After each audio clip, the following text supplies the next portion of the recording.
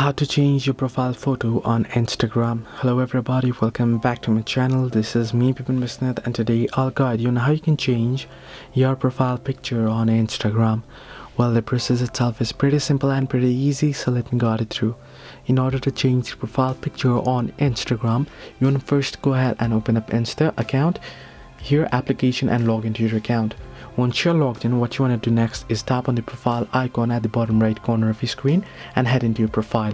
Now on your profile you can see the profile picture right here. Above it you can see note, and on it you can see plus icon. Now the trick here is, what you want to do is you want to simply tap on your profile picture, avoiding the plus icon and the note icon. So tap and hold, and you can see down below a pop-up will appear that says choose from library, import from Facebook, take photo, and remove current picture.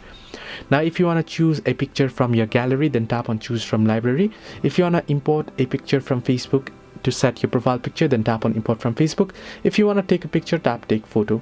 So then you can go ahead and choose the picture and then go ahead and update your profile picture. This is how you can change your profile picture on Instagram. Hope this helped you to like and subscribe, and do not forget to leave a comment down below if you have any further issues.